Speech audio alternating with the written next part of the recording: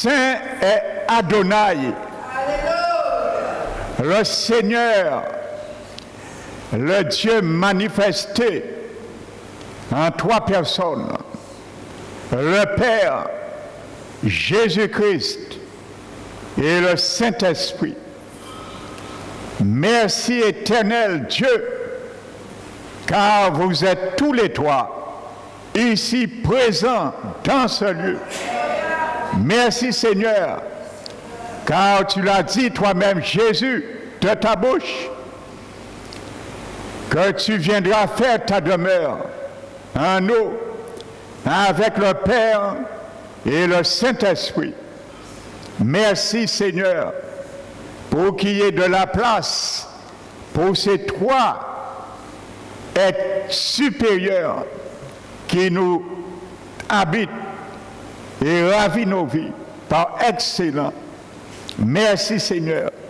Nous t'élevons. Saint, Saint, Saint est le Seigneur. La terre est remplie de sa gloire. Un jour, Seigneur, ce ne sera pas des louanges, des mots, des paroles, mais la terre un jour se remplira de ta gloire. Quand tu reviendras, fouler ce sol une deuxième fois sur la terre. Oh Seigneur, c'est notre espérance. Puisses-tu nous garder dans la foi, dans cette espérance éternelle. Je bénisse ton Saint-Nom. J'élève ton Saint-Nom. J'élève ta magnificence dans ce lieu, afin, par ton Esprit Saint, que tu puisses, Seigneur, assujettir toute voix qui parlera contraire à la voix de ta parole. Nous les inclinons ce matin dans ce lieu par la puissance de la présence du Saint-Esprit parmi nous. Et oui, Saint-Esprit, conduis-nous ce matin encore par ta parole, car tu sais parler. Tu agis tantôt par le vent, tantôt par le feu, tantôt par le tremblement, mais tantôt par un doux soupir et un doux murmure. Parle ce matin, d'une façon ou d'une autre, parle à nos cœurs, parle à notre entendement. Merci, donne gloire à Jésus, Esprit Saint parmi nous, afin que le Père soit glorifié en lui. C'est ma prière ce matin pour chacun de nous. Je m'appuie sur toi encore, que ton onction soit un manteau sur moi ce matin pour parler de toi, ta parole, que toi tu as inspiré. Sois élevé, Père, encore dans ce lieu, dans nos vies. Au nom de Jésus-Christ. Amen. Amen.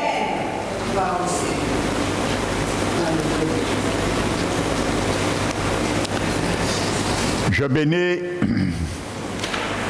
le nom du Seigneur. Soyez les bienvenus, frères et sœurs, dans la présence du Seigneur. Amen.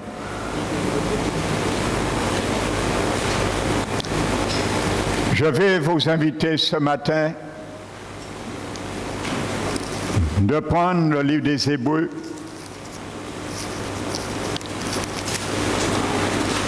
alléluia, le chapitre 12. Amen. Il nous a dit, considérez en effet celui qui a supporté contre sa personne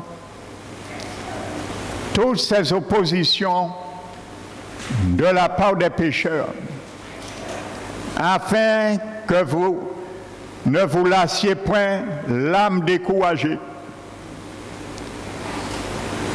Alléluia. Et il dit ensuite, vous n'avez pas résisté jusqu'au sang en luttant contre le péché. Alors mon frère, ma soeur, tu n'as pas fini de lutter contre le péché. Alléluia. Amen.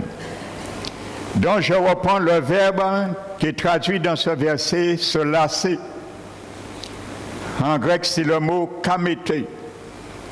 Il décrit l'état de quelqu'un qui s'épuise lentement.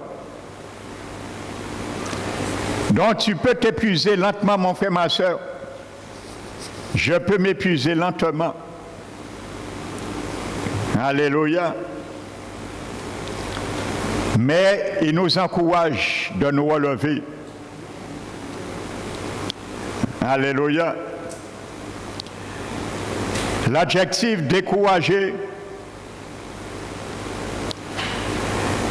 c'est ce qui nous arrive. Alléluia, bien souvent. Et ce mot découragé, c'est le mot ekluomé dans le grec. Je disais qu'il est composé de deux mots, ek et louo. Ek signifie en dehors et louo relâché, perdre. Donc j'avais donné la définition. Donc vous pouvez prendre, pour ceux qui n'étaient pas là, sur notre chaîne, l'enseignement de dimanche dernier. Amen. Mais je viens maintenant sur 2 Timothée 2, verset 8. Alléluia. Paul dit Timothée, maintenant, souviens-toi de Jésus-Christ, issu de la postérité de David.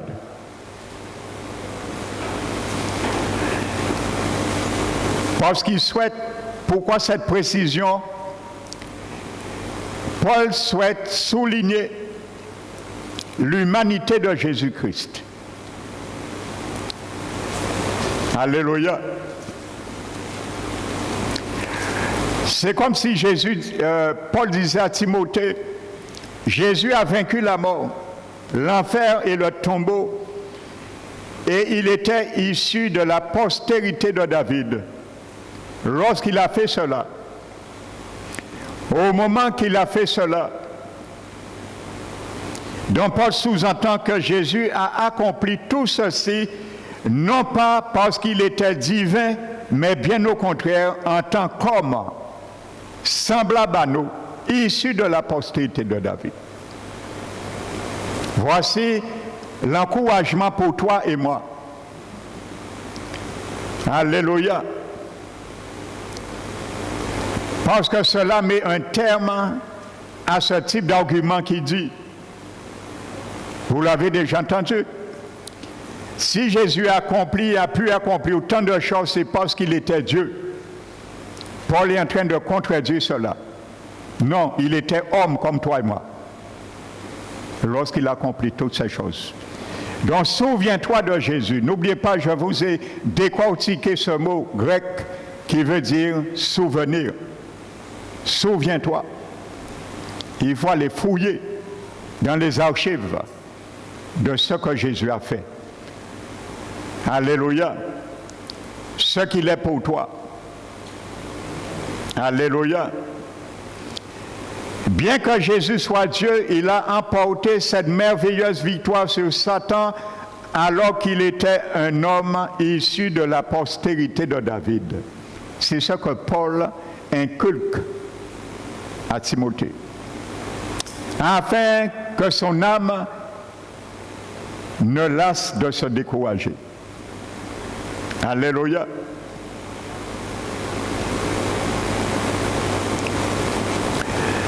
Donc toutes ces humiliations, ces moqueries, la croix, les épreuves, alors Jésus disposait de la puissance de la chair, enfin de son corps physique, bien sûr, et qu'il en sortit victorieux alors nous aussi nous pouvons sortir victorieux dans le combat.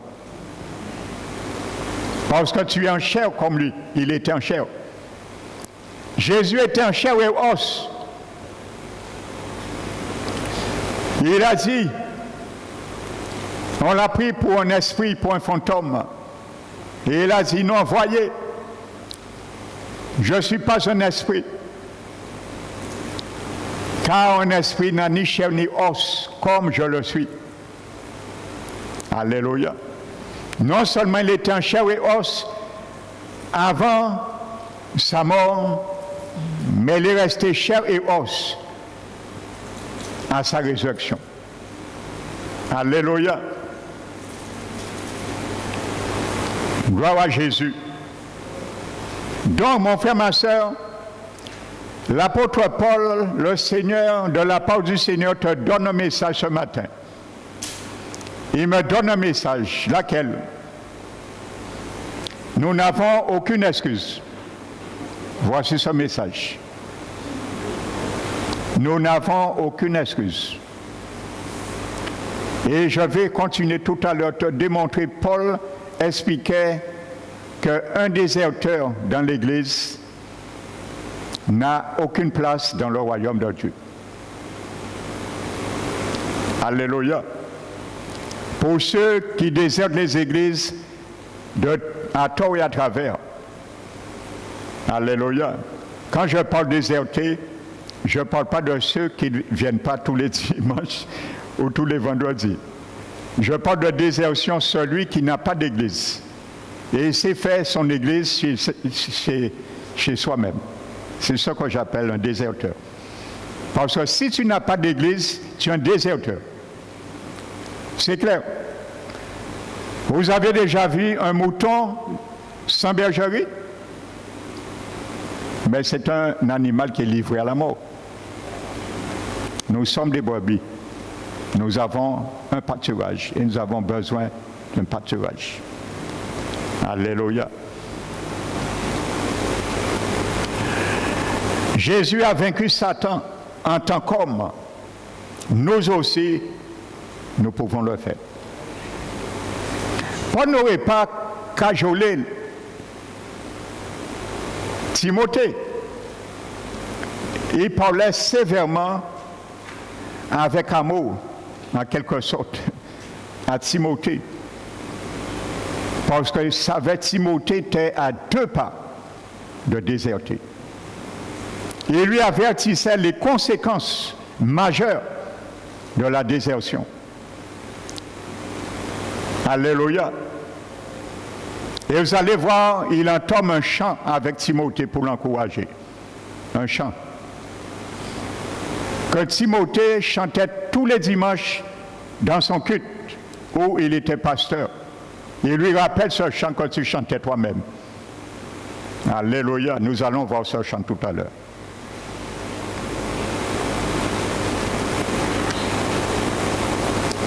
Ne laissons pas l'ennemi nous mentir que tout est fini. Ça, c'est la voix de l'ennemi.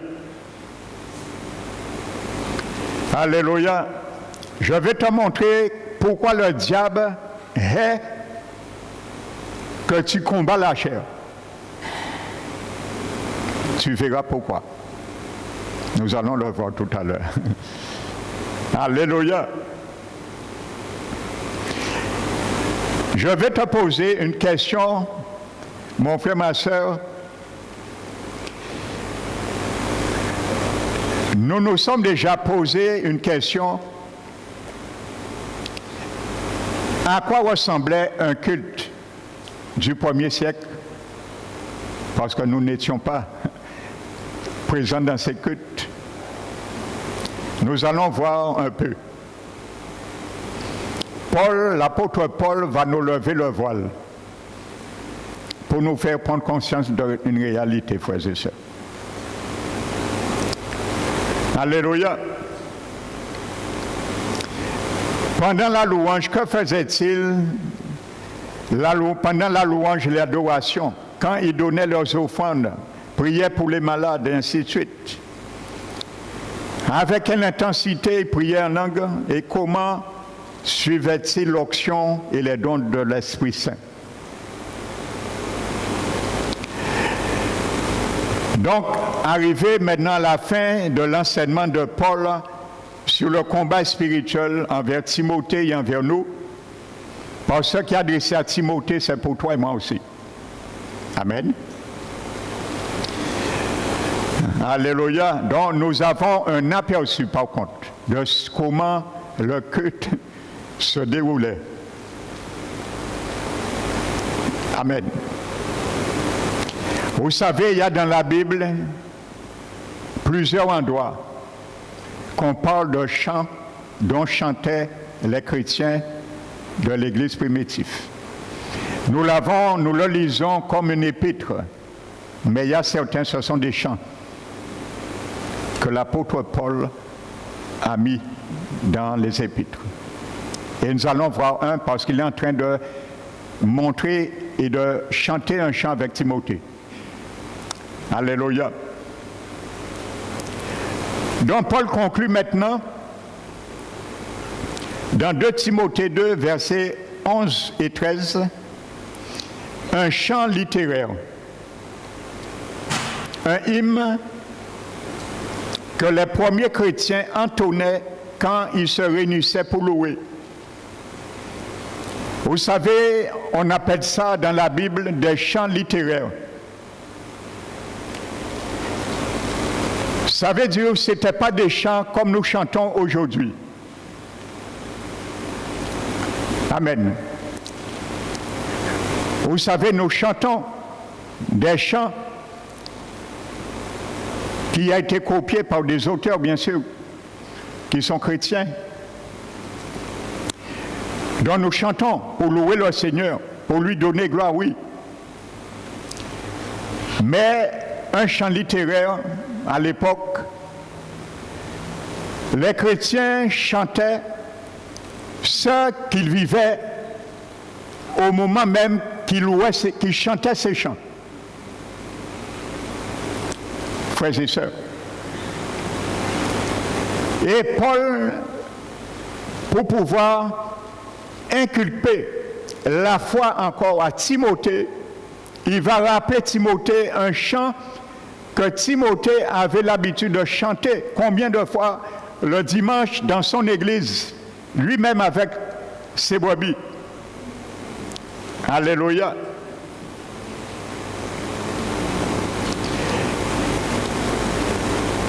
Donc ce chant était probablement également chanté par Paul, parce que Paul lui donne les paroles de ce chant. Par Timothée, l'apôtre Jean et les milliers d'autres chrétiens également. Donc les chants littéraires qui sont employés, comme je le dis, dans le Nouveau Testament, viennent toujours d'un hymne bien connu de l'Église. Ils connaissaient. Alléluia. Ces chants. Toutes les églises connaissaient ce chant. Paul vivait la même chose, les mêmes persécutions à l'époque. Donc ces hymnes étaient bien plus que de la musique, ils étaient de véritables outils pédagogiques exprimant la pensée réelle de l'Église primitive. Alléluia. Donc Paul a utilisé un vocabulaire guerrier pour parler à Timothée, mais avec ce hymne, il lui dit maintenant, Timothée, je connais le moyen de te faire comprendre ce dont je te parle. Te rappelles-tu de cette chanson bouleversante que ta congrégation entonne toutes les semaines à Éphèse? Parce qu'il était pasteur d'Éphèse, Timothée. Tu vois certainement de quoi je parle, tu sais celle qui commence ainsi. Et voici comment Paul rappelle Timothée ce chant. Et en même temps, il est en train d'entonner ce chant avec lui. Alléluia. Il dit, cette parole est certaine. Certaine. C'est une réalité. C'est ça qui existait. Au moment qu'il entonnait ce chant, nous allons voir, il y avait un empereur qui tuait les chrétiens. Il s'appelle Néron. Vous pouvez aller fouiller dans l'histoire, vous allez voir le sacrilège que cet homme a fait autant. Les apôtres ont connu cet homme, Néron, un antichrist, frères et sœurs. Ce qu'il a fait, il a brûlé la décapité des chrétiens. Il interdisait les cultes, comme l'antichrist le fera, frères et sœurs. Et ils entonnaient ces chants pendant ces moments, frères et sœurs. Cette parole est certaine. Je ne sais pas quel rythme il prenait, quel tempo, mais je te donne les paroles du chant. Si nous sommes morts avec Jésus, si, alléluia, nous vivrons aussi avec lui.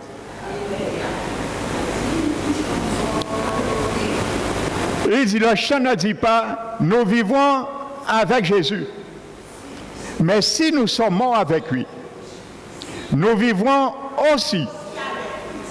N'oubliez pas, Romains 6, lors du baptême, Paul dit que nous avons fait une même plante en conformité de sa mort. Et nous le serons aussi selon la conformité à sa résurrection. Amen. Pour être conforme à la résurrection de Jésus d'entre les morts, il faut préalable être conforme à sa mort. Alléluia.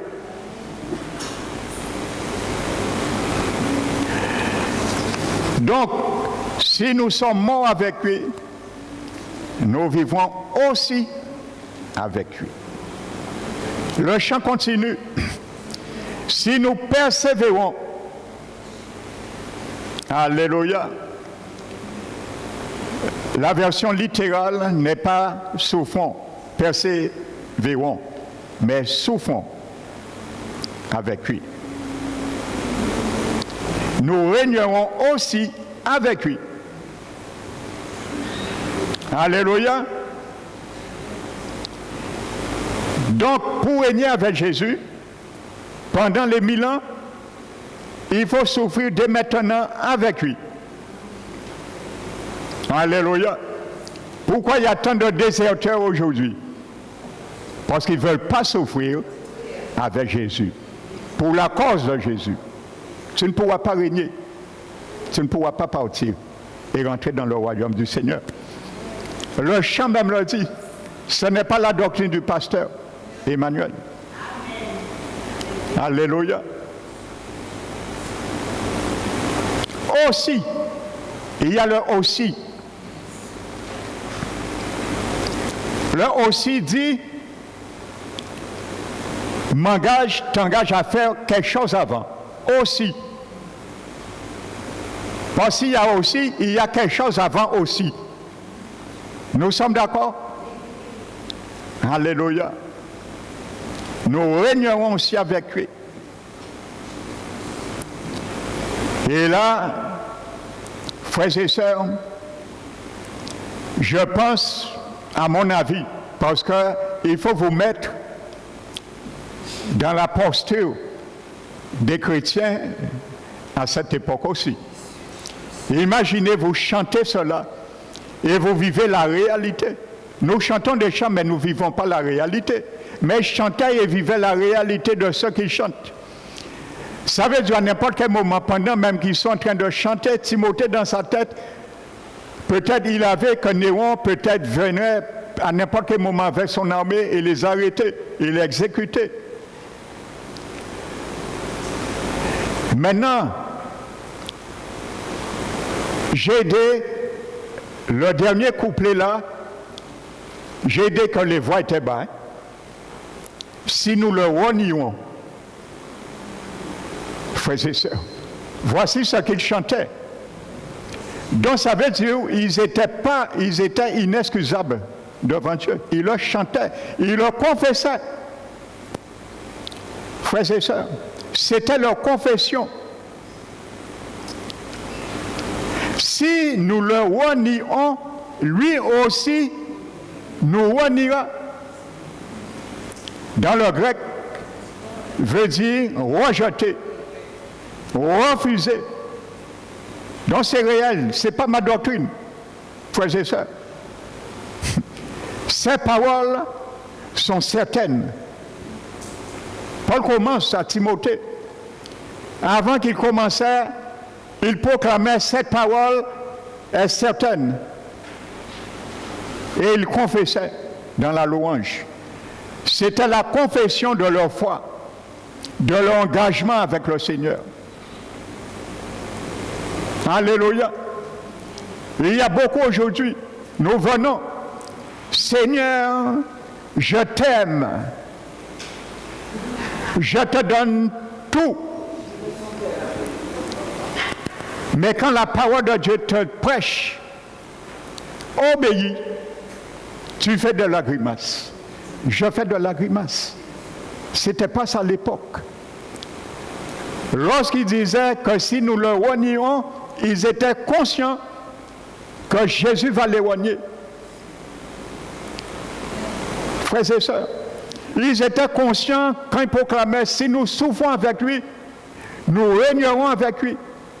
Donc ils devaient se battre pour souffrir, pour être parmi ceux qui règnent avec Jésus. Frères et sœurs, alléluia.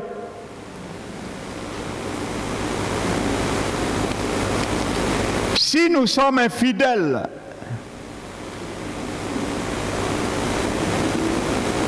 alléluia.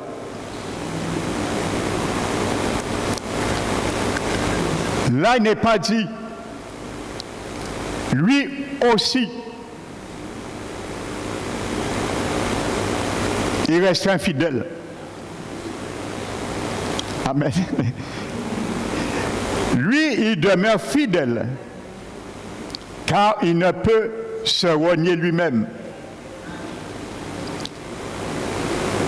Ça veut dire, littéralement, que Jésus ne peut pas changer d'avis de lui-même. C'est ça que ça veut dire. Il ne peut pas se renier lui-même, il ne peut pas changer d'avis lui-même. Frères et sœurs, comprenez un peu, lorsque Dieu avait dit à Adam et Ève, le jour où vous mangerez le fruit, vous mourrez. Ça fait mal au Seigneur de les voir tomber sous la coupe de ce jugement.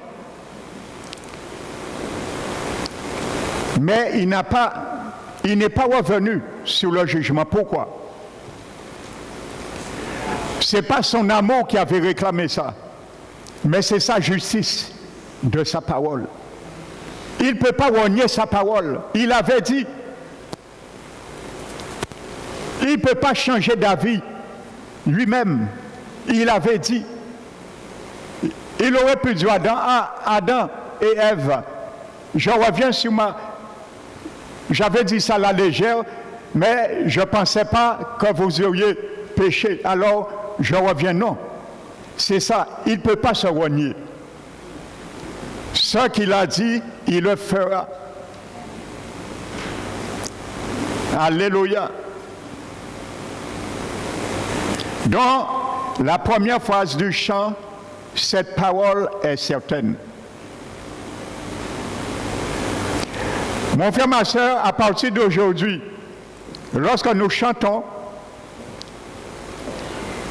nous allons dire dans nos cœurs, cette parole que je vais chanter est certaine. Alléluia. Amen. Les chants, je vous vise pas, mes soeurs. Je vise tout le monde, y compris moi. Alléluia. D'ailleurs, je bénis nos chants.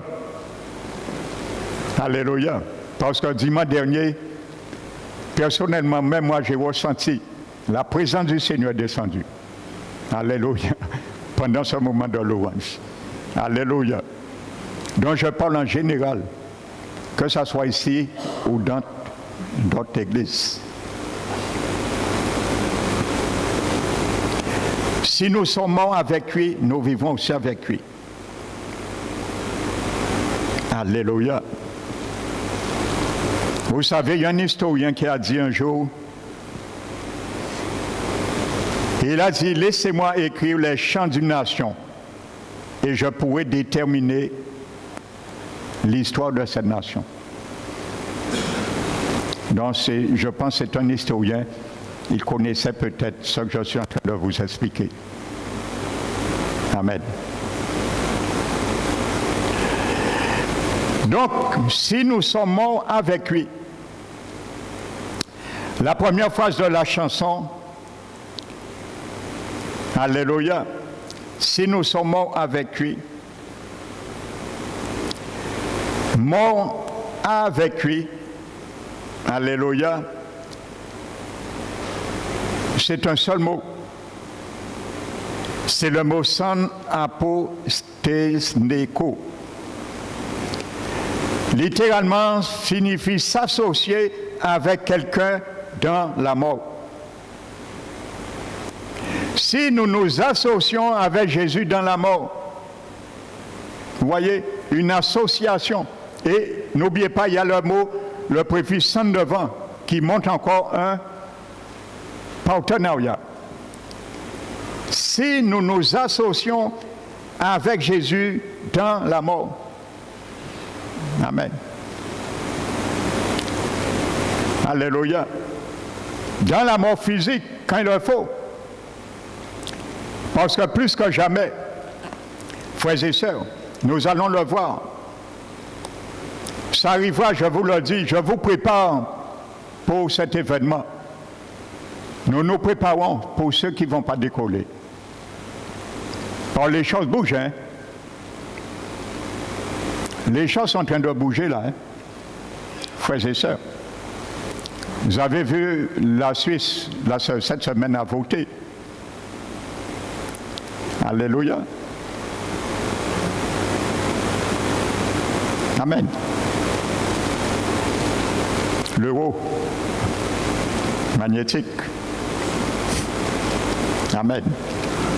Et il y a déjà de remous, hein? Moi, j'appelle ça, c'est le duplicata de l'Antéchrist. Il ne peut pas conditionner le monde avec cela, l'euro numérique. Pour ceux qui ne sont pas encore consultés, vous pouvez me demander, j'en ai 3 vidéos, je vais vous faire les écouter. Ça va vous donner la chair de poule.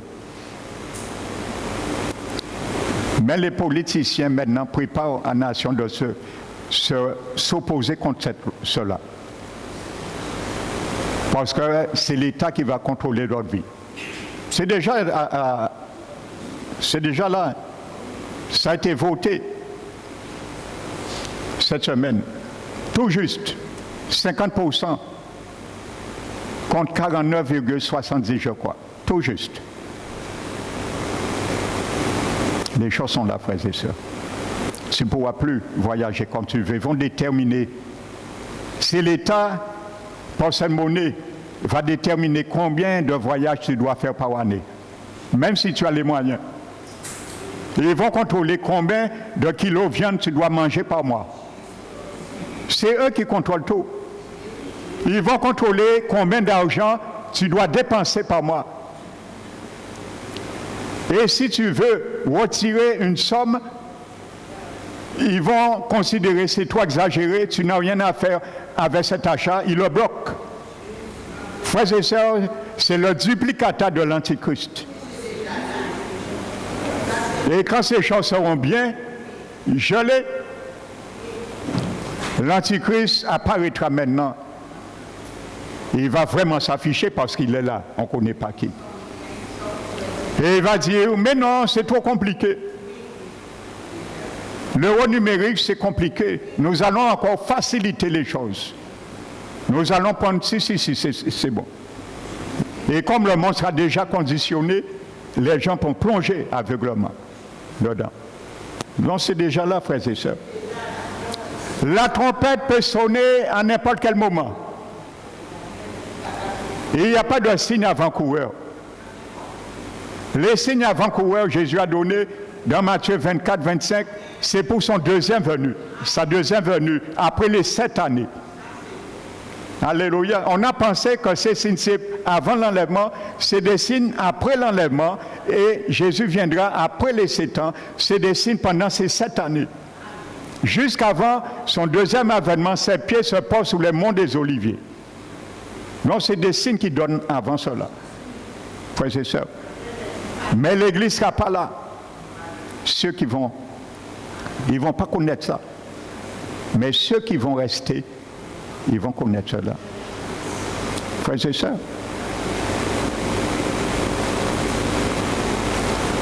Alléluia. Amen. Donc préparons-nous, hein, frères et sœurs. C'est sérieux, hein? Là, c'est sérieux, hein? Ça sonne, hein, dans mon esprit, hein, que Jésus revient. Hein? C'est pas aujourd'hui, ça sonne. Hein? Quand je prie chez moi, j'intercède, j'entends mon esprit sonner, hein, que Jésus vient.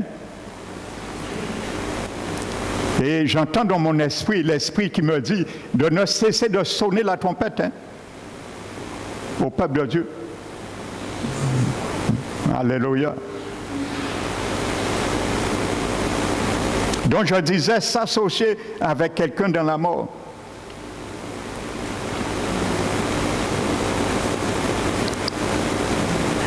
Donc on pouvait le traduire, si nous nous associons avec lui à part entière dans la mort, mais c'est également pour notre vieil homme, bien sûr, hein, nous parlons de mort là, hein, de mort spirituelle, le vieil homme, la chair, c'est plutôt ça que je traite avec nous, entre autres. Amen.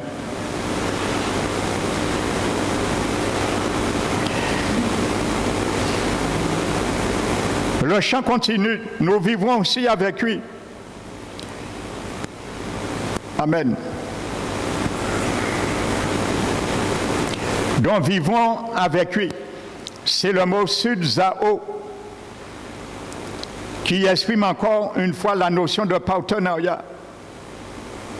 On pourrait le traduire, si nous rejoignons et mènerons la même vie surnaturelle qu'il vit maintenant, nous le rejoignons dans cette même vie naturelle, surnaturelle. Alléluia.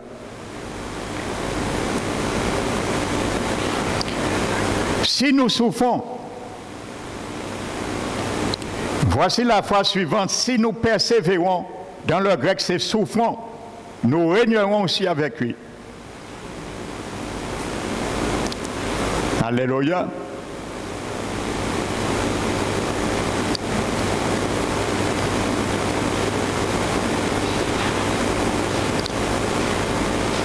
Régner avec lui. Amen. Et le verbe régner, c'est sanbasi. Le O, il signifie nous régnerons et gouvernons comme il le fait en toute noblesse avec lui. Comme Jésus. Tu es appelé, je suis appelé un roi à régner avec Jésus, une reine. Et Jésus sera le roi des rois sur la terre pendant les 1000 ans. Pourquoi le roi des rois? Parce que nous serons des rois. Et il sera le roi des rois. Le roi des rois qui règne sur les rois. Alléluia, l'Église c'est un royaume de sacrificateurs, un royaume appelé à régner. Amen. Et voici à présent le passage difficile de la chanson. Lourd de conséquences, si nous renions, le Christ lui aussi nous reniera. Donc, voyez, les déserteurs n'avaient aucune excuse dans l'armée du Seigneur. Alléluia. Donc, il ne s'agit pas d'une affirmation théologique, mais du reflet de ce qu'ils étaient et de ce qu'ils pensaient. Frères et sœurs. Voici ce qui existait à l'époque.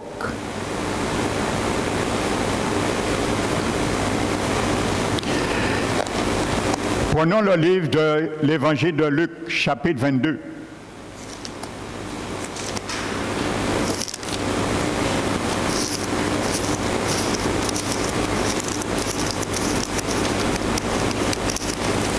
Le chapitre 22.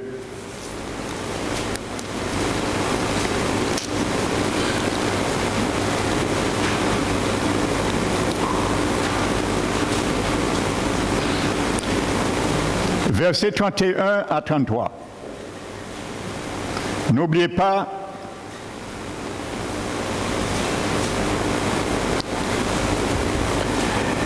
nous parlons du blé.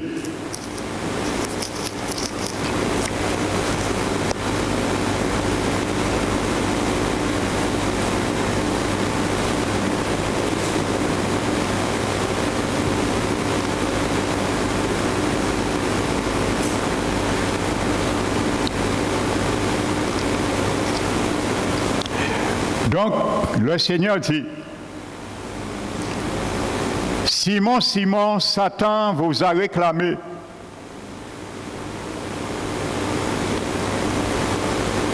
pour vous cribler comme le froment. Amen.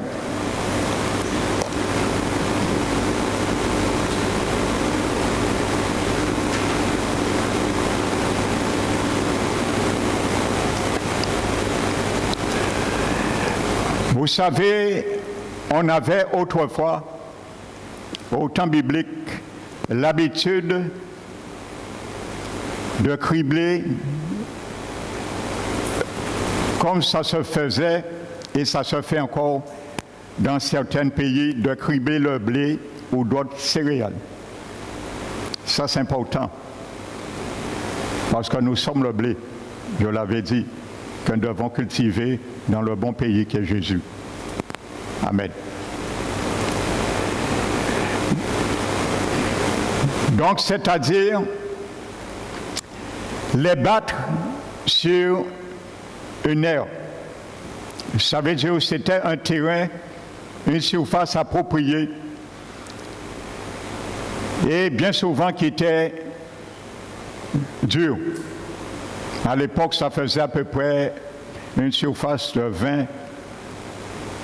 20 mètres à peu près de diamètre. Alléluia. Puis de les passer au tamis afin de séparer les grains de la balle, la paille. On appelle ça le vannage, frères et sœurs.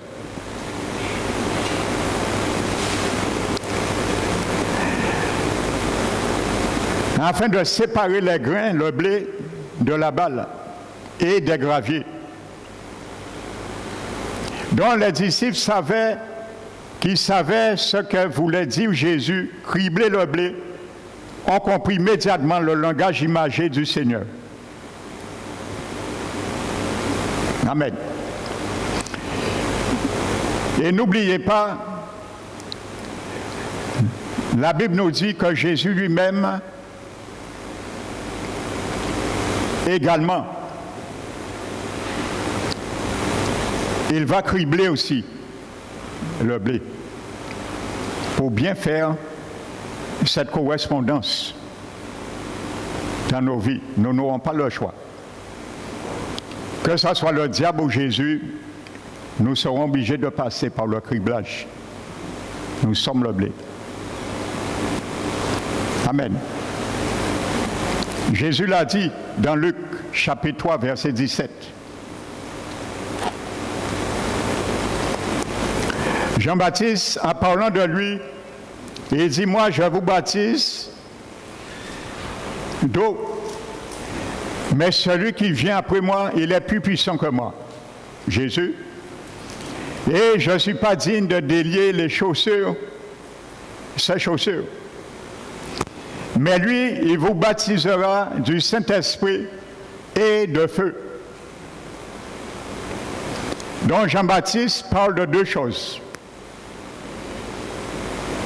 Du Saint-Esprit, tous ceux qui seront régénérés, ils seront sauvés bien sûr, ce sera les grains, le blé. Et tous ceux qui ne vont pas être sauvés, ce sera la paille. Amen. Dans l'humanité, que tu le saches ou pas, tu te trouveras dans un ou l'autre. Si tu n'es pas le blé, tu seras la paille, la balle. Si tu n'es pas sauvé, tu brûleras dans la géhenne. Jean-Baptiste a été clair dessus. Amen. Et il dit, Jésus lui-même, il a le vent à la main, la pelle à vanner. C'était une pelle qu'on prenait pour vanner, pour séparer la paille du blé. Amen. Et il dit, il purifie son air, il nettoie son air. Donc spirituellement, Jésus parle, l'air, c'est son royaume. Et il dit, et il recueille dans son grenier le blé. Le grenier, c'est l'Église. Alléluia. Le grenier, c'est l'Église. Et la paille, c'est les inconvertis ou les mauvaises œuvres de la chair dans nos vies. Que Jésus va faire de sorte à nous faire les séparer de nous. Parce que le blé est la balle pour qu'il puisse continuer le processus, il fallait qu'il soit séparé. Amen. Donc le Seigneur dit bien que l'Église est faite pour purifier ma vie et ta vie. C'est le grenier du Christ. Donc si il n'arrive pas, lorsqu'il crible le blé, alléluia, il ne veut pas voir tomber dans son air aucun impureté. Donc il utilise le grenier pour cela, son Église. Donc mon frère, ma soeur, si tu veux régner avec Jésus, comme la chanson le disait, il faut laisser, pendant notre vie terrestre, le Seigneur purifier nos vies. Parce qu'il est dit ailleurs, rien apocalypse, rien d'impur ne rentrera dans la nouvelle Jérusalem. Rien d'abominable. Donc, lui-même le fait. Donc, c'était le processus.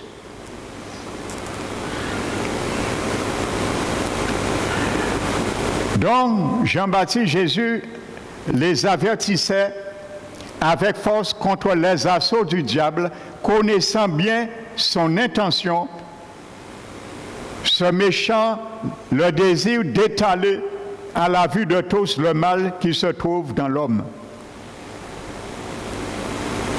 C'est ça Jésus voulait faire comprendre à Pierre et aux disciples et à nous. Satan vous a réclamé pour vous cribler comme du froment, le blé. Alléluia. Le diable est là, frères et sœurs, pour démontrer publiquement parfois qui nous sommes et qu'est-ce que nous ne sommes pas. Alléluia. Donc je vous ai montré, le Seigneur lui-même nous crible, parce que c'était ça cribler. Alléluia. Prends le vent et envoyer le grain, les frapper. Alléluia. Afin que le mal ou la méchanceté soit éliminée et que le bien qui peut être utile dans ces rachetés soit préservé. Donc c'est ce que Jésus fait. Alléluia. Donc Satan, au contraire, crible pour le bien soit détruit et que le mal soit mis en évidence. Il fait le contraire par contre. Et bien souvent, malheureusement, l'accusateur des frères, Apocalypse 12, 20, 12, 10, trouve trop souvent dans nos vies des choses inutiles, sans valeur et même des péchés. C'est ça criblé. Et quand Jésus a dit ça aux chrétiens, mais il visait premièrement Pierre, et Jésus a démontré cela. Que Satan a démontré à Pierre, si je peux dire, qu'il était un beau parleur. Que ce que tu vas dire, tu ne vas pas l'accomplir. Ce que tu vas proclamer, tu ne vas pas le traduire en acte. Et ça a été prouvé après. Et il a dit, Jésus, non, ça ne t'arrivera pas. Jésus proclame sa mort, annonce sa mort. Pierre dit, non, non, ça ne t'arrivera pas. Mais Jésus savait que Satan va le cribler, va le démontrer qu'il n'est pas vrai avec ses propres paroles.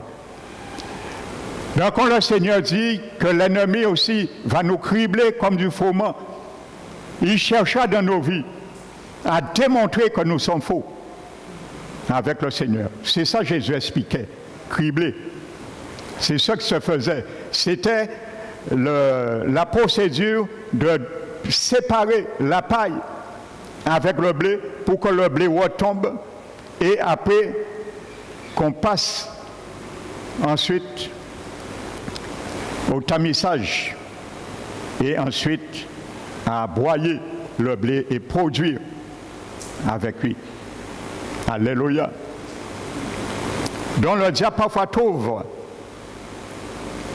dont il avait la même intention à l'égard du Seigneur. Et je vous le dis, le diable n'a pas toupé. Hein. S'il n'a pas eu toupé envers Jésus, il n'a pas envers nous. Dans Jean 14, il avait la même intention à l'égard du Seigneur, mais il n'a pas pu trouver aucun péché en lui. Et Jésus lui dit dans Jean 14, 30, il n'y a rien en moi qui t'appartient. Satan, il n'y a rien en moi qui t'appartient. N'essaie pas de me cribler. Est-ce qu'aujourd'hui, un parmi nous peut dire cela au diable? Satan, tu n'as rien en moi qui t'appartient. Lorsqu'il vient nous cribler, nous démontrer que nous ne sommes pas vrais. Est-ce que nous sommes capables aujourd'hui de lui dire ça? Tu lui diras, Satan, il n'y a rien en moi qui t'appartient. Il nous dira, tu es un menteur. Parce que la haine qui m'appartient est en toi encore dans ton cœur. Alors je vais continuer à te cribler pour démontrer l'hypocrisie. Frères et sœurs, quand nous attaquons l'ennemi, sachons quelle arme que nous prenons envers lui. N'oubliez pas, Jacques a dit, résistez au diable, il fuira loin de vous. Mais avant cela, soumettez-vous à Dieu. Si nous ne nous soumettons pas à Dieu, nous ne pouvons pas dire, Satan, il n'y a rien à moi qui t'appartient. Et il nous dira, tu es un menteur. Commence à te soumettre à Dieu, à ton propre chef, et tu viendras m'attaquer. C'est un être, il étudie la Bible et pervertir la science de Dieu à mauvais escient pour nous attraper. Il prend les sortes de Dieu saintes et il travaille dessus avec ses acolytes pour pouvoir voir comment nous piéger, nous cribler. Frères et sœurs. Amen. Tentons de plus en plus, mon frère, ma sœur, c'est mon désir pour moi et toi, de plus en plus nous sommes capables de dire au diable, Satan, il n'y a rien moi qui t'appartient. N'essaie pas de me cribler.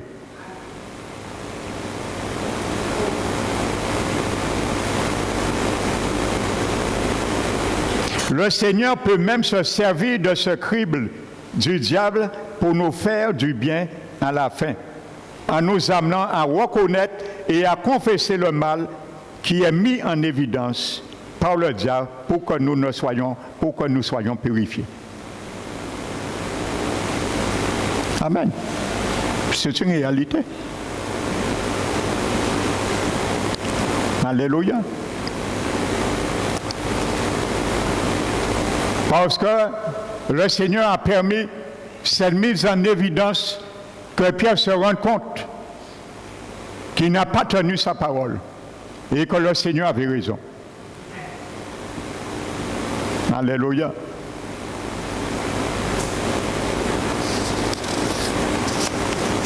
Bien sûr, il est au contrôle de tout. Il contrôle tout.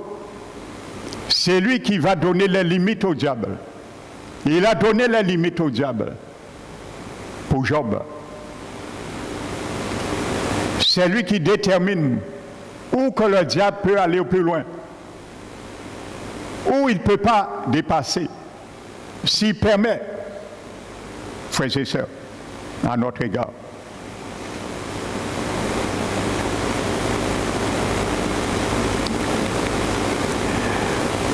Dans les cultures grecques et romaines, le blé était vénéré non seulement pour son rôle vital dans la nutrition, mais aussi pour sa signification symbolique profonde en tant que symbole de régénération, d'immortalité et de connexion spirituelle avec le divin. Alléluia. Donc Jésus cherche à empêcher la foi de Simon et notre foi de défaillir, afin que ta foi ne défaille point. La foi, c'est quoi? C'est dire ce que Dieu a dit. C'est faire ce que Dieu a fait, a dit de faire. Mais l'ennemi peut amener notre foi à défaillir. Ça veut dire nous croyons que nous avions la guérison. L'ennemi va faire de sorte que nous doutons à un moment donné pour que notre foi que nous avons cru avec laquelle au départ puisse se défaillir. C'est ça cribler comme le froment. Alléluia. Amen. Notre sœur est partie, hein? Donc elle me l'avait avisé avant parce qu'elle avait une obligation familiale. Donc c'est pour ça la sœur est partie. Donc je le précise pour qu'il n'y ait pas de derrière-pensée. Amen. D'accord?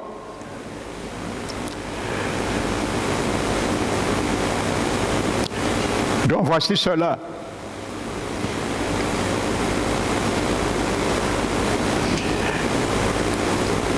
Donc, cribler comme le blé signifie faire quelque chose pour faire défaillir la foi des disciples. Le grain doit mourir pour que l'épi de blé puisse grandir. Amen. Le grain doit mourir pour que l'épi de blé puisse grandir. Jésus l'a dit. Jean-Baptiste l'a dit. Et il faut que je diminue pour que toi tu grandisses. Alléluia. Comment un fruit sort?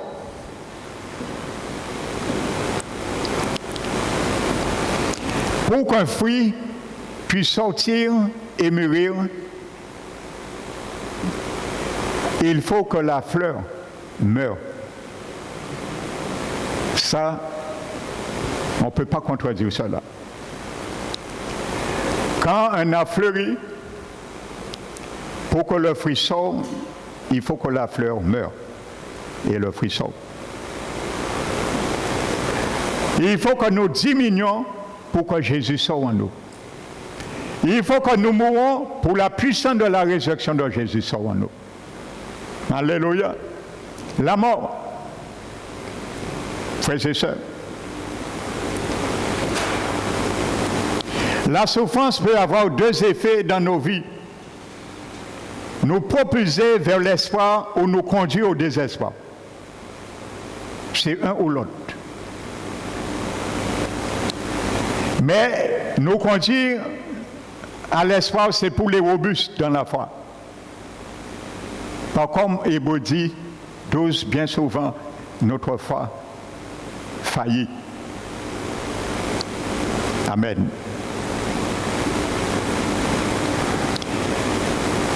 La réponse se trouve dans Luc 23, 31, 32.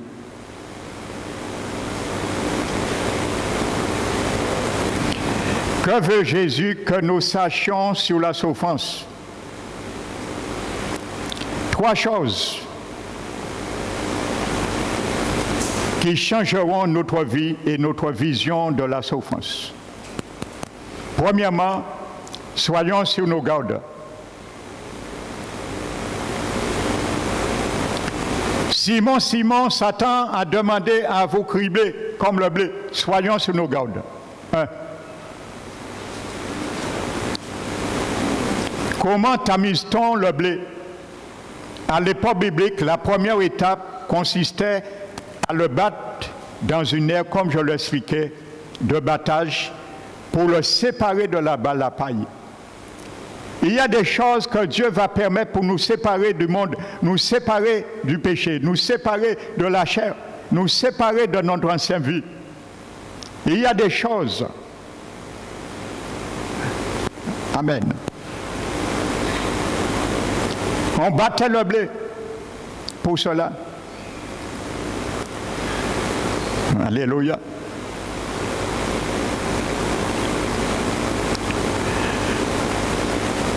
Sur une aire de battage pour le séparer de la balle. Le blé était secoué dans l'air, ce qui permettait d'enlever la balle détachée, dont le Seigneur permettra des secousses dans nos vies pour détacher certains péchés. Alléluia. Le reste ensuite était placé dans un tamis avec ses débris,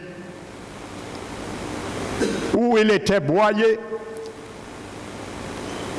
Le tamissage visait à le purifier et à le rendre apte à être moulu en farine. Pour être prompt à être utilisé par le Seigneur, il faut qu'on passions cela. Par ces processus, cette procédure. Frères et sœurs. Alléluia.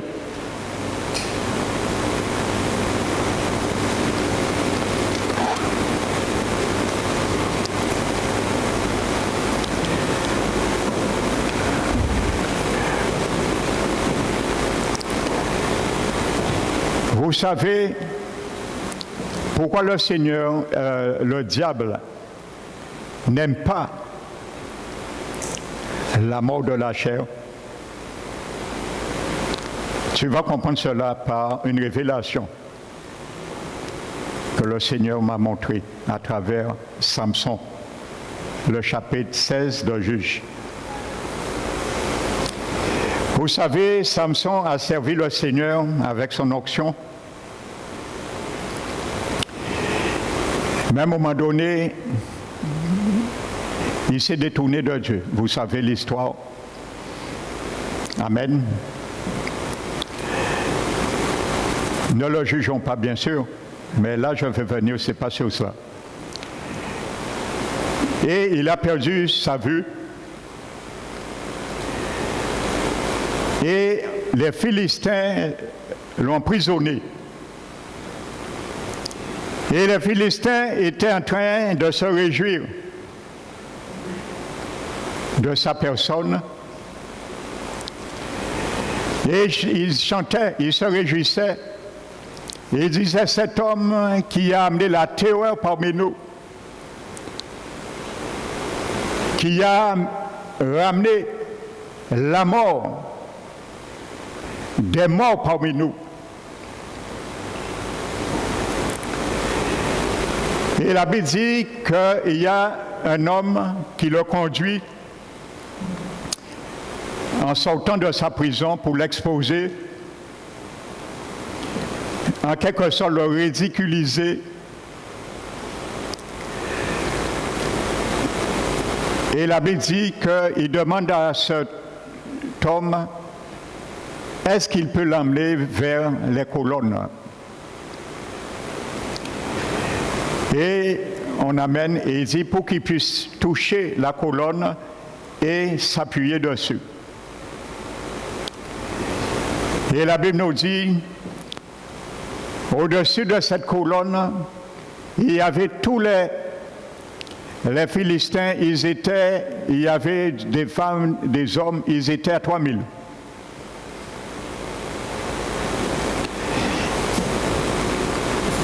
Et Samson, dans son dernier recueillement, il se repent devant le Seigneur. Et il dit, Éternel, je te demande de me permettre de reconsidérer une dernière fois cette force, afin de venger mes deux yeux.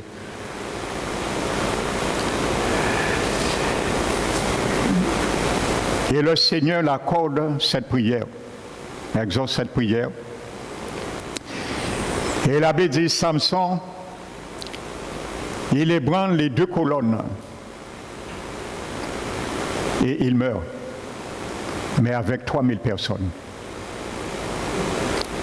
Voici ça l'image spirituelle que Dieu veut pour toi et moi. Le diable sait, mon frère, ma soeur, que quand tu meurs à toi-même, tu ébranles tout son édifice sur ta vie. Samson a ébranlé tout l'édifice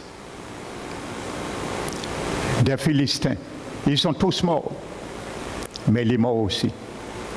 Quand tu meurs à toi-même, quand je meurs à moi-même, tu ébranles l'édifice du diable sur ta vie. C'est pour ça qu'il ne veut pas que tu meurs. C'est pour ça qu'il ne veut pas que ta chair meure. Parce qu'il connaît le danger pour lui, frères et sœurs. Amen. L'édifice a été ébranlé. Il est mort.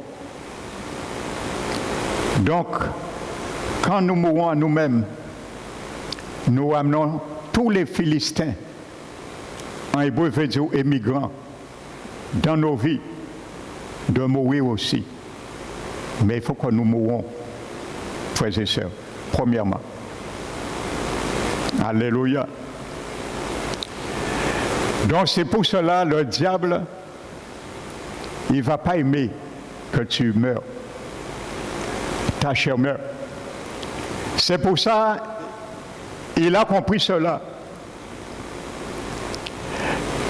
Ça a été, pendant qu'ils étaient en train de festiver Samson, mais ils ne s'attendaient pas du danger. Et ça a été un oui soudain sur eux. Ça a été le même scénario pour Jésus. Quand l'esprit et l'âme de Jésus s'est trouvé en enfer, je crois que le diable et tous ces démons se sont mis à festoyer dit enfin, nous trapper. Mais après 3 jours, ils ont entendu une voix résonner en Hadès et a dit, lâchez-le. Et les portes se sont ouvertes pour lui. 1 Corinthiens 2 dit que si les grands de ce monde connaissaient la sagesse de Dieu, ils n'auraient pas crucifié le Seigneur de gloire. C'est pour cela que le diable connaît le danger. Il ne savait pas ce qu'il attendait. Quand Jésus est venu en Hadès, il pensait que c'était fini pour lui. Mais par la sagesse de Dieu, qui est folie pour les grands, il a reconnu son malheur. S'ils avaient reconnu cette sagesse, les grands de ce monde, ils n'auraient pas crucifié le Seigneur de gloire. Donc le diable connaît la sagesse infinie de Dieu à travers la crucifixion de ta chair. C'est pour cela qu'il n'a pas empêché que Jésus soit crucifié. Il s'est rendu compte de son erreur trop tard, mais il va essayer de nous empêcher de crucifier la chair. Parce que ça ébranle tout son édifice sur nous. Alléluia. Soyons des Samson pour ébranler l'édifice du diable sur nos vies. Et la Bible dit, on l'a enterré dans la tombe de son père Manoka.